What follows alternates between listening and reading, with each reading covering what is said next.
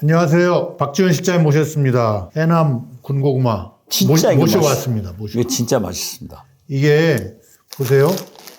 이름이 아이스 군고구마인데 고구마를 살짝 쪄가지고 냉동을 한 건데 꺼내서 먹으면 아이스크림이에요. 네. 저희도 지금 먹어봤거든요. 특별히 해남 고구마는 황토 예. 땅에서 해풍을 바라고 자라기 때문에 해남 고구마가 굉장히 유명하고 대한민국 고구마의 30%를 해남에서 생산하고 있습니다. 한국에서 생산되는 고구마의 30%가 30%. 한 군에서 나온다고요? 네, 해남 군에서 나와요. 오. 그렇기 때문에 이 아이스 고구마도 유명하지만은 이 해남 고구마, 피앙시에 예. 이런 곳에서 고구마 빵이 아주 많이 팔리고 있어요. 고구마로 만든 여러 가지. 예, 고구마 빵. 아니 그래서 저희 직원들이 아까 이거 와가지고 먹어봤는데 맛있어가지고 공구란 말 아세요? 공구? 그렇죠. 공동구매 하기로 했습니다. 예. 직구, 공구. 오이 대단하세요. 아. 존경합니다. 근데 요즘 직구 모르면 대한민국 국민이 아니죠. 직구 공구를 아는 국회의원이 저는 절반이 안 된다고 봅니다. 아니요. 민주당 국회의원들 다 알아요. 그런데 보세요. 직구 시장이 예. 6, 7조예요. 예. 엄청난 시장이란 말이에요. 예. 쉽게 말해서 5조 연간 매출이 되면은 대기업군으로 그렇죠. 예. 구분이 되는데 6, 7조예요. 정부에서 14개 부처가 국무조정실 조정으로 검토를 해가지고 직구 안 한다 발표했어요. 그런데 그 대통령이 몰랐다는 거예요. 그게 말이 돼요? 직구라는 말을 잘 모르시잖아요. 그 양반. 아니 그러니까 아예. 그래가지고 취소했다가 다시 살려냈는데 이게 참 문제예요. 그런데 저는 아직도 문제가 있는 게 유해물질을 포함된 것들은 또 걸러내야 되거든요. 제가 미국에 있을 때 어린이 장난감을 그 크리스마스 때 많이 수입해서 많이 팔았는데 굉장히 그 어린이들한테 유해할 때는 완전 폐기를 해야 돼요. 아, 그걸 수입해서 파는 장사를 하셨군요. 그렇죠. 무역업을 네, 하셨군요. 무역했죠. 제가 이제 가발, 안경, 완구, 봉제, 뭐 예, 스카프, 뭐 경공업 자파를 했는데 장난감 했는데 굉장히 그 문제가 있는데 자 그러면 이제 다시 무효화 시켰단 말이에요. 그럼 유해 물질은 어떻게 하죠? 유해 물질을 잡아야죠. 잡아야 되는데 예. 엄청난 문제가 있고 그러면 또 국내에서 생산되는 유해 물질은 직구에서 6, 7조는 그걸 풀어놓고 어떻게 할 것인가 이 정부가 좀 잘 해야 된다 이런 생각합니다. 예. 어떻게 됐든 예. 해남 고구마는 최고니까 저는 아침 식사를 해남 고구마로 해요. 군고구마는 자연식품이기 때문에 유해 물질이 없습니다. 없죠. 이 고구마 빵도 예. 피앙시에 같은 데서 많이 파는데 아주 인기가 있어요. 그리고 저는 아침 식사를 해남 고구마로 하기 때문에 예. 이렇게 피부가 좋습니다. 자, 저희 이제 메디치 미디어 쇼핑몰도 만들고 했는데 좀 관심 좀 가져주시고요. 제가 맨 처음 원내대표를 3번 해봤는데요. 맨 처음 18대 국회에서 손학규 대표 때. 원내대표를 할 때 우리 민주당 의원들이 85명이었어요. 예.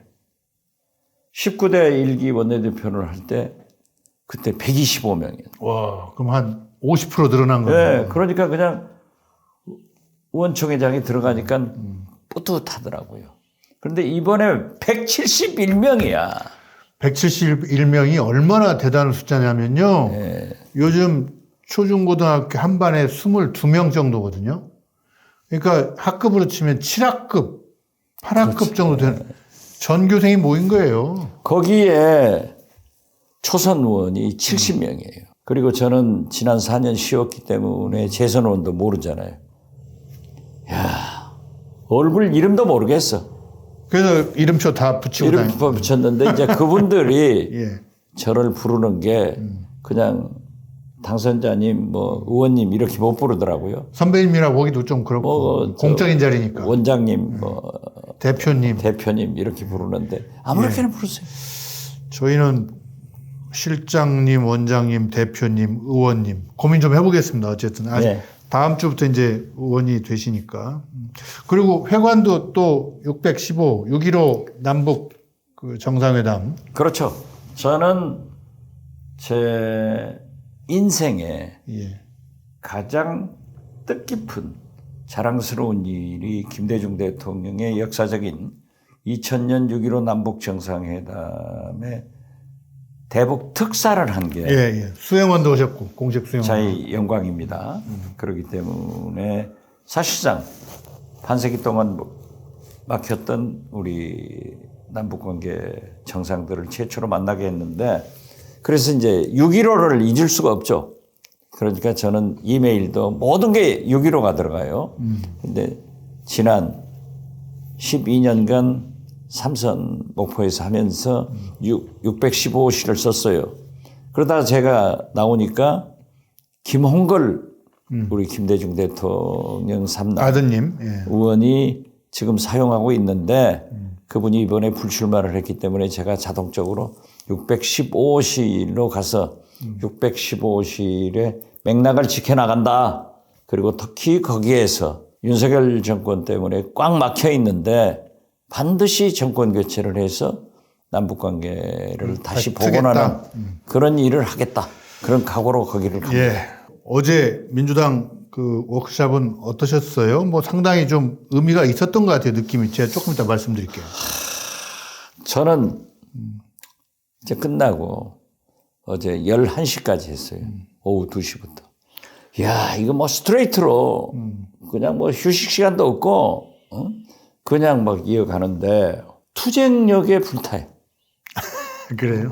이건 윤석열 정권 안 된다.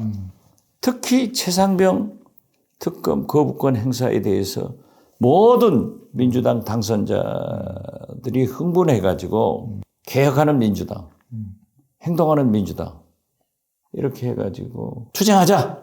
싸워서 반드시 거부권 행사한 모든 법안 있잖아요. 민생 법안, 농안법 같은 것, 김건희 특검 이런 것을 반드시 관철하자. 예, 그 자체는 좋은 일이네요. 좋죠. 예. 그리고 개혁하자. 우리가 180명을 우리 국민들이 민주당에 안겨줬는데 정권 교체 못하는 무능한 민주당. 다 거부권 행사에도 아무것도 못하는 무기력한 민주당에서 탈피해서 윤석열 정권을 향해서 이번에 국민들이 바라는 대로 개혁하자. 민생을 살리자. 이렇게 하니까 야, 앞으로 그런다고 윤석열 대통령이 변하지 않잖아요. 투쟁도 수단이잖아요. 그렇죠. 투쟁이 목표는 아니고. 근데 제가 왜 여쭤봤냐면 오늘 이재명 대표가 그 유튜브에서 말씀하셨잖아요. 국민연금 21대 국회 임기 중에 처리하자. 정부한 대로 하겠다. 이거 굉장히 큰 뉴스 아닙니까? 그러니까 이런 것들이 어제 워크숍에서의 어떤 분위기와 어떻게 이어지는지 이제 그런 게 궁금해요. 저도 깜짝 놀랐어요. 이재명 대표가 이제 그 투쟁하는 투쟁력에 불타는 171명의 민주당 당선자들을 보고 이제 큰 정치를 해야겠다. 그러니까 저도 딱 큰 정치. 그 생각에서 오케이 21대 국회에서 국민연금 개혁하자. 그리고 영수회담 하자. 이렇게 했더라고요. 딱 센방 한번 날린 거잖아요. 날린 게 아니라 진짜 예. 저는 애국에서 했다고 봐요. 예. 그러는데 제가 최근에 국민연금에 대해서 모 신문 사설에 지금 44%, 45% 가지고 합의가 안 된다. 하니까 그 신문 사설에 44.5%라도 합의를 해라. 동아일보. 그렇게 이제 동아일보 사설에 제목이 그렇게 류 한경대. 그렇게 돼 있는데 방금 그 국민연금 전문가라고 하는 연세대 양재진 교수가 이걸 빨리 처리하지 않으면은 하루에 1,000억씩 1,000억씩 손해가 난다. 앞으로 한 18년 남았나요? 2041년. 2041년에 수지 적자가 됩니다. 보험료. 주는 돈보다 들어온 돈이 적어진다는 거죠. 그렇죠. 예. 지금 50세인 분들이 다 연금 받을 거 아니에요. 그렇죠. 40대 후반부도 받고. 그때가 1년에 한 100만 명씩 낳던 사람들이잖아요. 그분들이 연금을 막 받고 누적적으로 계속 받는 거잖아요. 그러니까 기금이 확 줄어서 55년, 단 14년 만에 예. 그 많은 기금 1,700조 이상 쌓이는데 예. 그게 다 없어져 버립니다. 그렇기 때문에 빨리 처리해서 좋은 곳에 투자를 해가지고 하루에 1,000억씩을 벌어들이면은 후대에도 문제가 없지 않냐 이런 거를 봐서 참 그리고 저도 그랬어요. 그 부임 토의에서 윤석열 대통령한테 모든 개혁을 맡겨서는 안 된다. 자, 의사, 예. 의료 개혁도 봐라. 연금 개혁, 노동 개혁, 교육 개혁 이런 개혁들이 좋아요. 해야 된다. 윤석열 대통령이 아젠다는 잘 잡았다.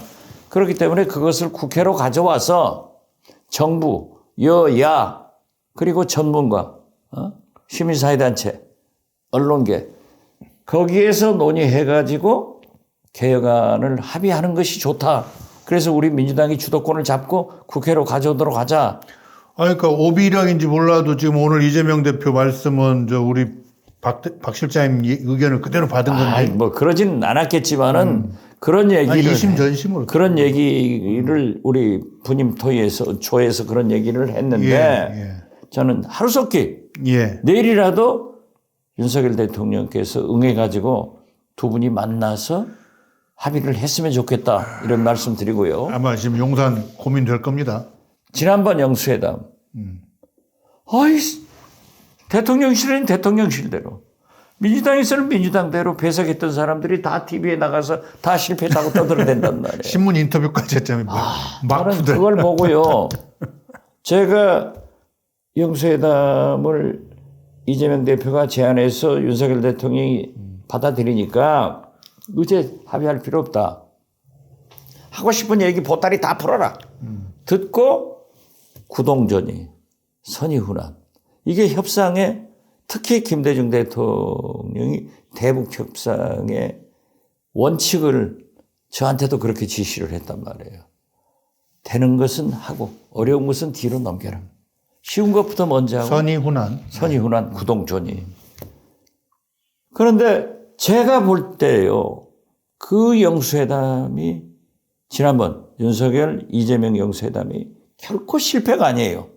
나중에 보니까 이 함성득 교수, 이맥백 교수 그 한국일보 인터뷰한 내용을 다 보니까는 실패가 아니에요.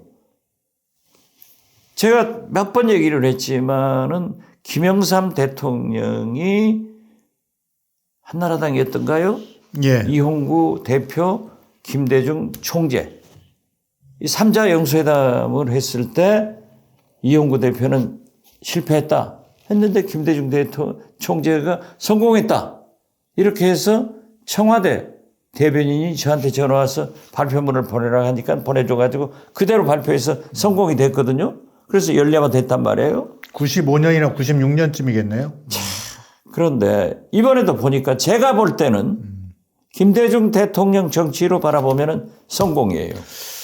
왜? 보십시오. 결과가 나오잖아요. 이태원 특별법이 여야 합의 처리로 됐습니다. 그리고 영수회담은 또 만나자. 정리가 된 거예요. 그럼 이거라도 합의해서 발표를 하고 최상병 특검이나 김건희 특검 이러한 것은 훈한 어려우니까 뒤로 밀려났다. 다시 만나서 하면 될 거 아니에요. 그래서 저는 이번에 이재명 대표가 큰 정치 연금 개혁을 위해서 영수회담을 제안하지만은 윤석열 대통령도 큰 정치로 화답해라. 박지원의 식탁 구독, 좋아요 누르셨어요? 기왕이면 알림 설정까지 하세요. 파이팅! 윤석열 대통령이라는 사람이 믿을 수 있는 파트너인지 사실은 많은 사람들이 좀 아직도 의문시하고 저도 그래요. 저는 큰 정치라는 게 이를테면 딱 그 이재명 대표가 그렇게 제안한 거 보고요. 세 가지 느낌이 들었습니다. 첫째는 여야가 뒤바뀌었다. 두 번째는 대통령과 여당은 학업의 뜻도 의지도 배짱도 없는 느낌인데 오히려 이재명 야당이 집권 야당의 모습을 보여주는 것 같다. 이런 느낌이 들었거든요. 그런 면에서는 이재명 대표가 아주 잘하신 것 같은데. 아니, 그런데요. 예. 지금 똑같은 얘기를 어제 예. 오늘 아침까지 워크숍에서 우리 재선 이상 의원들이 이제 초선들을 모르죠. 예. 사실상 저도 이제 초선 취급을 받는 거죠. 이게요, 과거에는 상임위에서 국회에서 여당 의원들이 야당 의원들을 붙들고 법안 설명을 하고 국회를 하자고 예. 사정을 하고 쫓아다니고 우리는 투쟁을 했잖아요. 그런데 지난 국회에서는 21대 지금 현 국회에서는 여당 의원들이 안 한대요. 뭘 하잔 말을 안 한. 사보타지 그냥 놔둬버린다는 거예요. 의지도 자신감도 없는 네, 그러니까 이게 지금 여당이 야당되고 예. 야당이 여당됐는데 그래도요.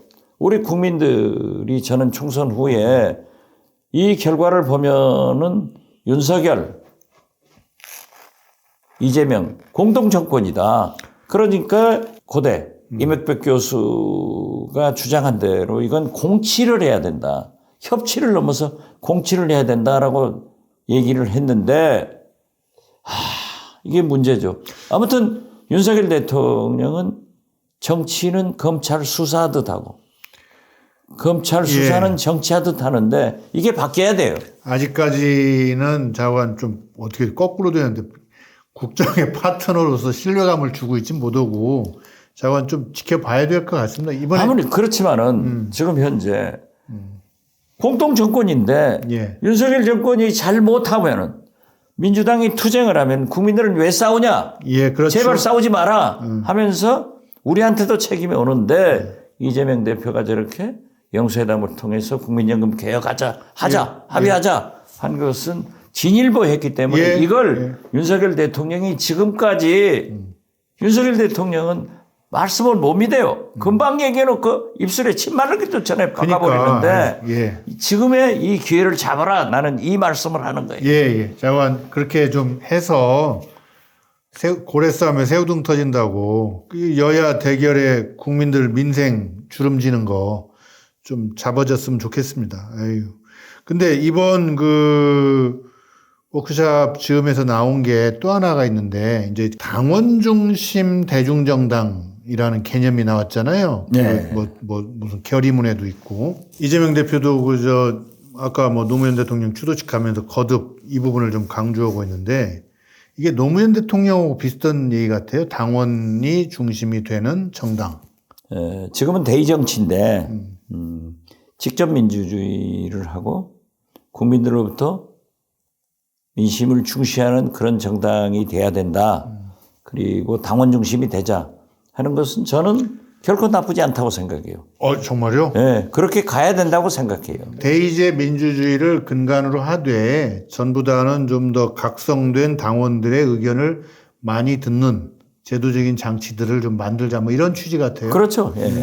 그리고 당 대표나 당직 뭐 도당위원장이나 이러한 것은 당원들 중심이 돼야죠. 그리고 공직선거도 우리 민주당은 이미 권리당원 50%, 국민 50%, 저도 그렇게 경선을 했거든요. 이러한 것은 더 좋다. 차라리 어떤 의미에서 보면은 더 발전하려면은 국민 100% 경선에도 좋아요. 한동안 또 그게 유행했던 적도 있습니다. 그렇죠. 이번에도 좀 문제가 되는 지역은 국민 100% 경선을 시켰거든요. 그렇기 때문에 전국 권리당원들이 다 참여하는 경선을 했죠. 그렇죠. 그런 적도 있는데 예를 들면 전당대회 이제 8월 당대표를 선출하는데 지금까지 보면은 대의원들이 했어요. 그러니까 김대중 총재 할 때도 대의원들이 하니까 그 대의원들이 한 1,500명? 1,000명 내외에 있어요. 그렇기 때문에 김대중 대통령도 일일이 전화를 다 했어요. 제가 거기서 배워가지고 해남 유권자들 엄청 해남 많잖아요. 완도 진도에 18,000명한테 전화를 했는데요. 그때는 핸드폰도 없었고 이 버튼식이 아니고 때리락 돌려가지고 나오면 바꿔주고 했는데 이호 여사는 그 꼭대기에 사는 모든 대의원들을 방문하기도 했어요. 그런 시대 정치가 아니라 지금은 디지털 정치란 말이에요. 예. 그렇기 때문에 또 우리 민주당 당원들이요. 일반 당원은 500만입니다. 500만. 권리당원, 소위 돈 내는 1,000원 이상. 돈 내는 네, 당원은 150만, 200만이에요. 그렇기 때문에 250만쯤이랍니다. 250만. 180억 당비가 들어오는 거예요. 그러니까 세계에서요. 물론 중국 공산당이나 러시아, 북한 이런 데 사회주의 국가, 공산국가를 빼고는 민주주의 국가에서 우리 민주당이 제일 큰 당이에요. 제일 부자당이에요. 제일 부자당이에요. 당원도 많고 당원들이 돈 내는 당원도 많고. 돈 내는 당원. 옛날에는 그 독일 뭐 3인당 이런 데가 참 부러웠는데 그런 게. 그렇죠. 지금 우리 민주당이 그런다니까요. 예. 그렇기 때문에 그러한 당원들은 어떤 특정인을 지지하는 게 아니라 우리 민주당이 제대로 잘 하기를 바라요. 그리고 딱 선거에서도 나타났지만은 180석을 줘도 매가리 없이 윤석열 대통령한테 끌려다니는 그 꼴은 못 보겠다 이거죠. 지난번 방송 때 저희가 그랬잖아요. 우원식 의원이 국회의장 후보가 되니까 뭐 시장도 그러고 저도 그러고 그냥 이구동성으로 이거 뭐 잘된 일이라고 이렇게 얘기했잖아요. 그랬더니 저희가 이제 그렇게 생각한 거는 당내의 어떤 균형 감각, 정치 감각 뭐 이런 것들이 살아있다는 취지로 온 건데 악플이 상당히 붙었어요. 저는 그래가지고 제가 저도 참 가오를 가지고 이 방송을 진행을 하고 실제 모시는데 왜 이럴까 생각해서 그러니까 개혁의 딸이라고도 할 수 있고 권리당원이라고도 할 수 있는 분 한 분을 소개를 받아가지고 40분 정도 통화를 했습니다. 그래서 오늘 좀 그 코테이션을 그 양반이 좀 해준 얘기를 좀 제가 드리면서 네. 또 좀 우리가 그런 부분에 대해서 좀 고민을 같이 해봤으면 좋겠는데 한 40분 통화하면서 제가 전직이 기자잖아요. 그래가지고 A4 한 3장 정도 메모를 했거든요. 그 중에 일부입니다. 그분이 이렇게 그날은 목소리를 안 내려고 하더라고요. 그러니까 육성으로 안 하려고 하더라고요. 제가 적었는데 이분은 그 추미애 의원이 국회의장 경선에서 떨어진 날 한나절을 울었답니다. 울었는데 왜 울었냐? 제가 물어봤어요. 그랬더니 보수당이 3번 연속 과반은커녕, 그러니까 보수정당이 3번 연속 과반은커녕 제1당도 되지 못하는 것은 국민들로부터 불신받기 때문 아닙니까? 그리고 우리나라의 개혁 과제가 산적해 있고요. 그런데 21대 국회, 이번 국회는 전반기에 여당일 때나, 그러니까 민주당이 여당일 때나 후반기에 야당일 때나 한 게 없습니다. 한 게 없습니다. 그래서 대선 패배 후에 이재명 대표가 보궐선거로 국회에 들어와서 뭐 좀 해보려고 하면, 개혁 좀 해보려고 하면 국힘당은 말할 것도 없고 국회의장이나 수박 의원들이나 이런 사람들이 발목을 잡았다. 그래서 개혁이 안 됐다. 이래서 우리는 불만이다. 이제 이런 투죠. 그래서 제가 물어봤어요. 수박은 그럼 누구냐? 그리고 왜 자꾸 지난번에 총선 공천해서 수박 다 곤란했다 했더니 왜 또 나왔냐? 응? 수박은 뭔가 그것도 이유가 있는 거 아니냐? 그랬더니 수박에 대해서는 친문, 586 이런 사람들이죠. 정치란 이런 거라고 머릿속에 다 정해져 있는 분들. 개혁이나 결과가 아니라 타협과 절충이 중요하다고 생각하는 분들. 당원 의견보다는 의원들끼리의 교류와 활동이 정치라고 생각하는 분들. 이렇게 얘기를 하는데 어떠세요? 좀 이 얘기 들어보니까. 맞아요. 맞아요. 그러니까 이 부분에서 이른바 권리당원들하고 국회의원들하고 좀 차이점이 있는 것 같아요. 당원들은 개혁을 바라거든요. 그러니까 제가 말씀했지만은 저도 잠깐 설명을 하자면은 저도 우원식 찍었다 예. 해가지고 지금도 비난을 받고 문자를 받아요. 김성환 의원 말고요? 네. 많이 받죠. 다른 사람들도? 네. 예. 왜냐하면 저는 우원식 의장 후보가 당선되니까 민주당이 건강하다는 것을 보여줬다. 그 며칠 전에 저하고 따로 글쎄요. 뵀을 때는 저기 찍는다고 오셨잖아요. 추미애 의원. 아, 그러니까 내가 예. 비밀 투표를 했는데 누구 찍었다 이 얘기는 못 예, 안 한다니까요. 예, 예. 자, 그리고 우원식 후보가 당선됐기 때문에 이재명 대표의 당대표 거꾸로 룸이 더 커졌죠. 당대표는 탄탄대로다. 예. 그리고 이재명 대표가 대통령으로 당선되는 것에 양탄자를 깔아줬다. 이 세 가지를 제가 얘기했거든요. 그런데 이 후자는 얘기하지 않고 왜 우원식 후보가 되니까 건강하냐. 추미애가 됐어야 건강하다. 이런 이제 논리로 비난을 하더라고요. 그런데 예. 우원식 후보가요, 이 자기 외할아버지가 독립지사입니다. 예, 예. 유명하신 분입니다. 예. 저희 아버님도 독립지사이기 때문에 그러한 이제 동질성을 가지고 있어서 저하고 친해요. 그리고 연세대학교 학생운동, 민주화운동을 했고, 이해찬 총리 전 대표하고 동기예요. 이 사람이 민주당으로 소위 평민당 때 입당을 해가지고 서울시의원, 국회의원, 또 원내대표 다 잘했어요. 그러면서도 민주당에서 을지로위원회를 만들어가지고 예, 예. 그 소외계층 억울한 사람들을 위해서 굉장히 열심히 일했습니다. 더 중요한 것은 홍범도 장군 기념사업회 이사장이에요. 예, 예. 제대로 박힌 사람이에요. 그렇기 때문에 저는 물론 추미애 의원을 지지한 사람들이 박탈감이 있다 하더라도 우원식도 잘할 수 있다. 예, 예. 또 민주당 의원들이 선택했지 않냐. 그렇기 때문에 좀 이해를 해 주십사 하는 말씀을 드리면서 지금 그 소위 열혈당원, 지지당원, 개딸 어떻게 표현을 하더라도 그분의 지적이 맞아요. 제가 늘 그러잖아요.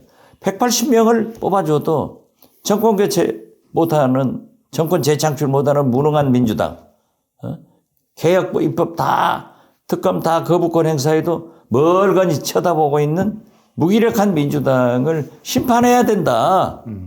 이번 총선에 우리가 회초리를 맞아야 되는데 원체 윤석열 대통령이 잘못하니까 윤석열 심판으로 가서 우리가 범야권이 192석이나 얻었으면은 이제는 개혁을 해야 된다 하는 그 각성을 촉구하는 그런 분들의 애국, 우국, 애당 충정이라고 생각하지 나쁘게는 생각하지 않습니다. 예, 예. 조금만 더 이분 예. 그 말씀을 조금 소개해 드릴게요. 아까 말씀드렸다시피 이제 이분은 추미애 의원이 그래서 떨어졌다고 울었대요. 아침에 한나절을. 그래서 아니 저도 사회생활을 하면서 뭐 누군가 남을 위해 내일이 아닌 남이잖아요. 사실 팬과 저기는 어쨌든 남이 떨어졌다고 울어본 적은 솔직히 말해서 저 92년 김대중 대통령 떨어지고 그때 왜 3당 합당하고 예. 그때 말고는 거의 없었던 것 같아서 궁금했어요. 그래서 아니, 왜 우셨냐고 그랬더니 이재명 대표로 인해서 정치에 눈을 뜨신 분들이더구만요. 이분들이 그 전에부터 그러니까 노사모도 아니고 그 평민당도 아니고 또 문재인 대통령 이른바 문파도 아니에요. 내가 보니까 그 이재명 대표를 좋아하게 되면서 이제 정치에 관심을 갖게 된. 뭐라고 얘기하냐면 이재명 대표 구속동의안 가결되었을 때부터 주변에 아예 내놓고 활동을 했습니다. 권리당원 등록시키려면 주변의 정체를 드러내야 하잖아요. 나 이재명 지지한다고. 그리고 한국 사회에서 정치와 종교 얘기하다 보면 사람을 잃을 수도 있는데 그 각오를 하고 맞아 나는 이재명 좋아하고 권리당원인데 너도 좀 들어와달라. 이렇게 해가지고 어떤 사람하고는 사이가 안 좋아지기도 하고 그런 모양이에요. 또 같이 해준 사람도 있고. 그래서 이재명 대표 되기 전에 권리당원이 5, 60만 명이었던 것이 이제는 250만 명이 넘고, 그래서 이재명 대표와 민주당을 지키고 이 나라 이렇게 가면 안 된다 싶어서 했는데, 그리고 나서 첫 선거로 선거에 이겨서 이제 좋은 거고 첫 경선에서 추미애 의원이 떨어졌다. 그러니 이게 뭐냐? 이분 이런 얘기도 했어요. 우원식 의원이 해도 상관없어요. 21대처럼은 하지 않겠죠. 그렇지만 95% 당원들이 이렇게 간절히 원하는데 왜 추미애를 안 시켜주냐. 굉장히 충격이었다. 그러니까 이분들은 우원식 추미애에 대한 호불호보다도 우원식 의원이 당선되면서 우리들이 무시당했다. 이렇게 생각하는 것 같아요. 그리고 어제 오늘 이재명 대표 발언을 보면 그 비슷한 맥락이에요. 그러니까 권리당원들의 이거는 정서적인 부분이라 문제 같다라든지 이런 것들이 맥락이 좀 이어지는 것 같아요. 어떤 특정인을 생각하지 말고 민주당을 생각하면은 분명히 어제 워크숍, 오늘 워크숍에서도 제가 겁날 정도예요. 투쟁하자. 예. 그런데 윤석열 대통령이 저 모양이라면은 우리는 더 강하게 나가고 개혁하는 민주당이 되자고 했다니까요. 그래서 이 구호도 개혁하는 민주당, 행동하는 민주당이에요. 그래서 저는 그러한 분들의 충정을 잘 알 테니까 그렇더라도 투쟁은 수단이죠. 주된 수단이 될 수도 그렇더라도 있지만 투쟁만 해서는 안 될 수도 있죠. 우원식도 추미애 못지않은 훌륭하신 분이기 때문에 탈당하지 말고 더 지켜봐달라. 예. 우리의 목표는 윤석열 대통령을 저는 그렇게 했어요. 지금 탄핵의 마일리지가 쌓여가는 거예요. 예. 자, 우리가 마일리지 비행기 티켓 하면 당장 쓰나요? 예. 필요할 때 쓰는 거예요. 그런데 이 탄핵의 마일리지가 쌓여가는데 곧 최상병 특검, 김건희 특검 이런 모든 개혁 입법을 또 거부권 행사한다고 하면은 국민과 함께 우리는 탄핵 열차에 탑승하자. 예. 그래서 신호를 기다리고 있다. 예. 그때까지 좀 같이 하자. 저는 그렇게 말씀드립니다. 예. 알겠습니다. 우선 당장 28일 날 그 21대 국회 마지막 본회의에서 최수근 해병 특검법 표결이 있잖아요. 그렇죠. 만약에 영수회담을 해서 국민연금도 한다고 하면은 들어가죠. 농안법 같은 거. 양곡관리법. 그날 본회의 안건에 이제 영수회담이 성사가 된다면 빅 타결이 될 수 있는 건지 우선 기자들 얘기는요. 엑셀도 돌려보고 있는데 현재까지는 여당은 반란표가 10명 정도는 되지만 가결까지는 좀 어렵다. 돌발 변수가 나오지 않은. 근데 돌발 변수가 나와버려서 자, 실장 어떻게 예측하세요? 영수회담에 이루어질 수 있는 결과도 봐야 되지만은 저는 한동훈 전 비대위원장이 실패한 비대위원장이었어요. 그런데 지금 당대표를 나온다는 거 아니에요? 당대표를 나오는데 어젠가 보니까는 26% 지지를 받고 있고 유승민 전 의원이 24%. 근데 유승민은 민주당 추천 후보던데. 아니, 그런데 어떻게 됐든 1등을 하고 있더라고요. 한동훈 비대위원장이 저는 못 나오리라고 봐요. 여태까지는 나온다고 봤는데 제가 2, 3일 전에 찐윤. 말씀하셨죠.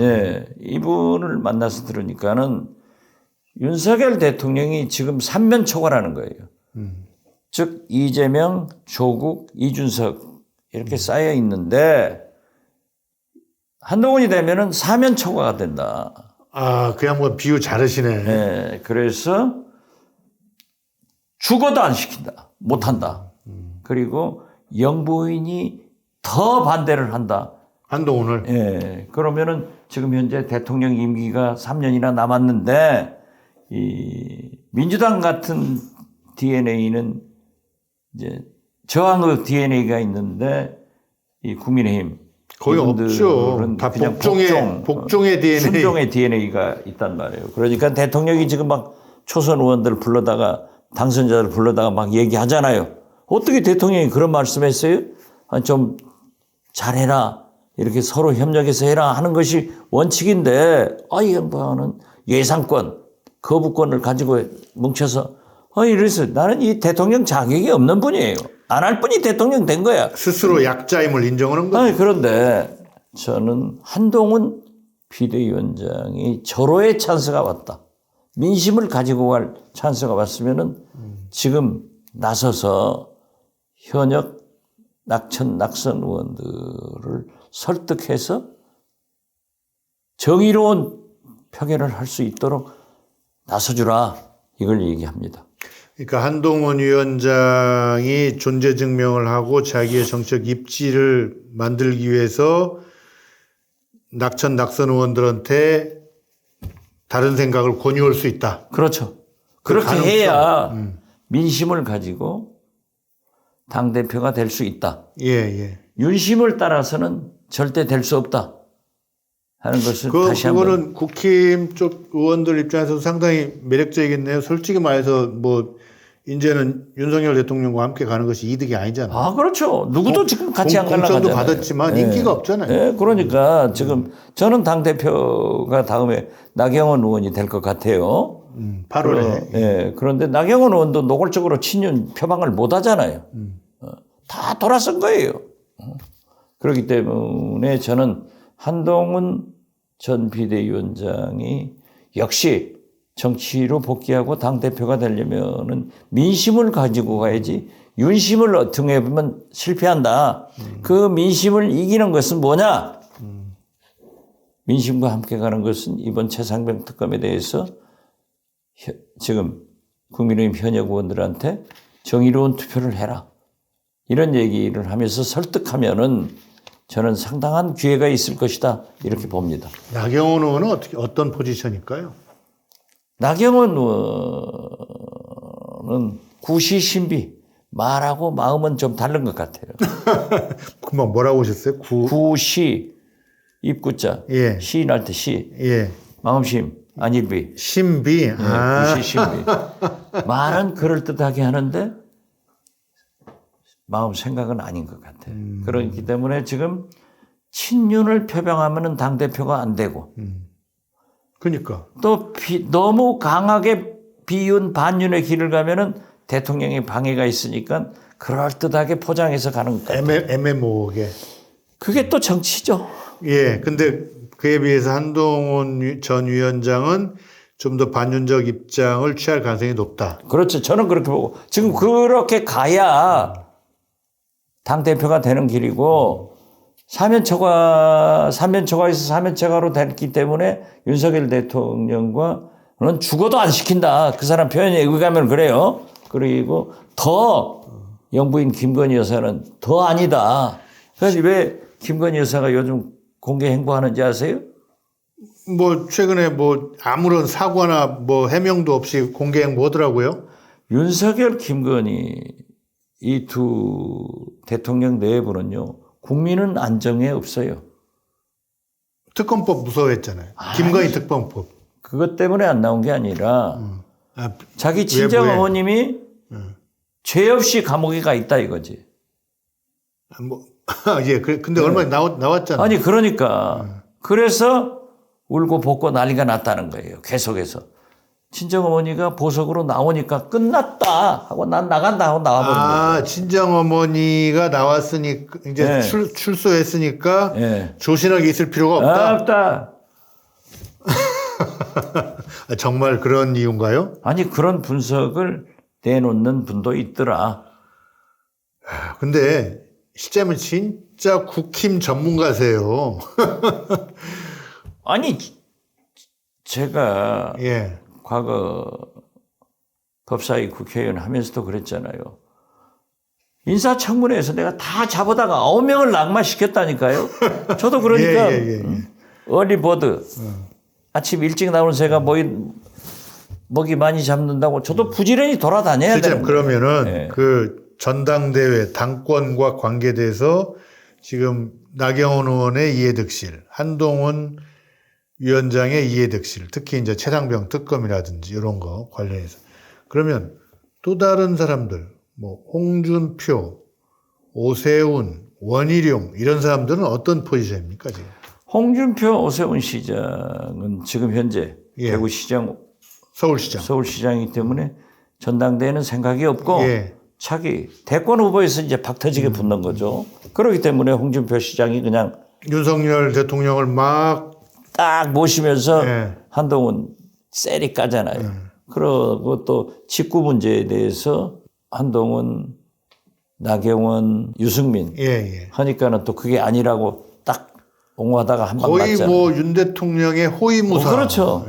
그렇기 때문에 지금 거기까지는 모르지만은 어떻게 됐든 7월에 있을지 모르지 8월에 있을지 모르지만은 그 전당대회에서 당대표가 되는 게 가장 필요한 거예요. 예. 지금 오세훈, 홍준표는 상관이 없고 예. 그렇기 때문에 이 세 분은 지금 호시탐탐 호시침침 하는데 제가 볼 때는 한동훈 비대위원장의 길은 윤심을 버리고 민심을 가지고 가야 된다. 그러면 직구 같은 걸로 저 사람이 좀 달라졌네 이런 평가를 받았는데 이번 최상병 특검에 대해서 자기가 역할을 해서 정의로운 표를 하면 그러니까 결과가 나오면은 국민들이 평가할 것이다. 저는 그렇게 봐요. 그러니까 5월 28일 날 21대 국회 마지막 본회의에서는 통과되지 못한다 하더라도 6월 국회에서라도 최상병 특검법이 통과가 되면은 한동훈 위원장한테는 그게 이 자양분이 될 수 있겠네요. 아니 그러니까 5월 28일 국회에서 통과될 수 있도록 지금 노력하라 이거죠. 내가 우리 민주당 워크숍에서도 의뢰의 최상병 특검은 5월 28일 안 되고 우리가 다시 새 국회에서 6월 국회에서 다시 뭐 전부 다 한다. 그래서 그 말 하지 마라. 지금 28일 통과될 수 있다. 예. 그러니까 그 노력을 하지 안 된다고 우리 그 배수 치지 마라. 그런 얘기를 했어요. 그렇기 때문에 저는 물론 언론에서 뭐 김웅 순서대로 하면 김웅, 안철수, 유이동 이런 세 분들이 했고 일반적으로 한 10표가 나올 거다. 그래도 17표가 부족해요. 하태경 의원도 외국 가서 표결을 못 한다고 못하죠. 그러니까 사실상의 절반 이상 도와주는 거지. 그렇죠. 그렇기 때문에 어떻게 됐든 6, 7표가 부족하단 말이에요. 그래서 그 얘기를 기자들이 또 질문을 하더라고요. 박근혜 탄핵 때는 저한테 원장님이 원내대표 하면서 62표를 가져왔지 않습니까? 김무성 대표 그렇죠. 같이. 그때는 박근혜 대통령 임기 말이고 촛불이 이미 타버렸어요. 그렇기 때문에 이 의원들이 박근혜 대통령의 눈치를 보지 않고 소신 투표를 할 수 있었지만은 지금은 국민의힘이란 말이에요. 순종을 잘하는 DNA가 꽉 찬 그 의원들이 대통령 임기가 3년이나 남았는데 그러한 결단을 확확 할 수 있는 여건이 안 될 것이다. 그렇기 때문에 더 설득을 해야 된다. 그래서 정치가 필요한 거고 협상이 필요한 거고 싸움만 할 게 아니라. 그렇죠. 그런 건데 제가 볼 때는 가장 그 역할을 잘 할 사람이 한동훈 전 비대위원장이다. 그럼 민주당에도 특별 설득위원장을 하나 임명을 해야겠네요.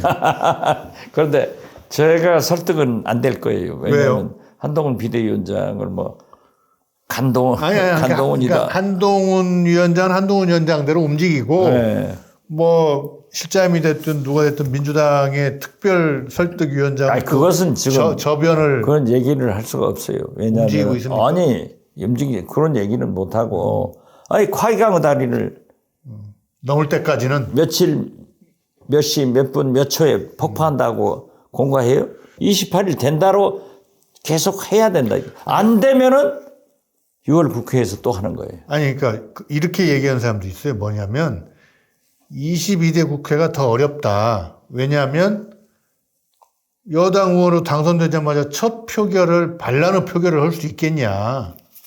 그렇게 두고 보자니까요. 예. 자관 윤석열 대통령이 말씀에서는 권력 노출을 위해서 그 두더지 잡기 하는 것처럼 검찰과 여당 의원들을 대상으로 뿅망치를 좀 잘 휘둘러 대는 건가요? 그러면? 그렇죠. 현재까지는. 아니 또 그것만 해본 사람 아니에요. 검찰에 있으면서. 캐비넷 뭐 이런 거. 그렇기 때문에 지금 보세요. 문재인 대통령, 김정숙 여사, 따님, 예. 전 사위, 뭐 무슨 뭐 돈 거래한 거 이런 돈 거래했다고 무슨 디자이너 뭐 딸. 이게 말이 돼요? 요새 그래서 좀 답답하다는 사람들이 많습니다. 왜냐하면 선거 끝나면 뭐 좀 달라지는가 했는데 달라지는 것도 없고 이문정 검사가 저희 회사에서 책을 냈잖아요. 네. 계속 가보겠습니다. 그제 이제 광주 5.18 기념식에도 오셨더라고요. 그래서 얼마 전에 제가 어떻게 지내십니까? 이제 연락을 했더니 주말에는 깨 심고 콩 심고 주중에는 뭐 사무실 나가고 운동하고 이런 식으로 이제 세월을 낚으면서 사는 사람들이 좀 많은 것 같습니다. 근데 지금이 폭풍 전야의 정적입니까? 당분간은 그냥 이대로 흘러가는 겁니까? 폭풍 전야의 전적이죠. 이제 방송도 줄여야죠. 국회에 들어가셨으니까. 그래서 이제 많이 줄고 있습니다. 박지원의 식탁은 하시는 거죠? 해야죠. 예. 그 대신 좀 여기도 그 대신 군고구마 선정 같은 거 얼마든지 하시잖아요. 아니, 그 대신 예. 녹화 시간을 조금 예, 맞춰주셔야 돼요. 예. 아무튼 박지원의 식탁 구독, 좋아요 누르셨어요? 기왕이면 알림 설정까지 하세요. 파이팅! 워크샵 하고 이제 그 분임 토의하면서 내 나이까지 국회의원 해볼 사람 손들어봐라. 거의 없죠. 나는 다음에도 또 공천받아서 출마한다. 프로가 되라고 가르치죠. 아니 그렇죠. 그러니까 낙담하지 말고 절망하지 말고 계속 노력하고 앞으로 가자 이걸 얘기한 거죠. 이거 오늘 부제를 박지원 의원이 민주당 워크숍에서 후배 의원들에게 들려준 참교육 이걸로 잡아야겠습니다. 아니요. 대선 출마 선언. 예. 마지막으로 이제 잠깐 공지사항이 있는데요. 아이스 군고구마 댓글 이벤트가 있습니다. 아 그래요?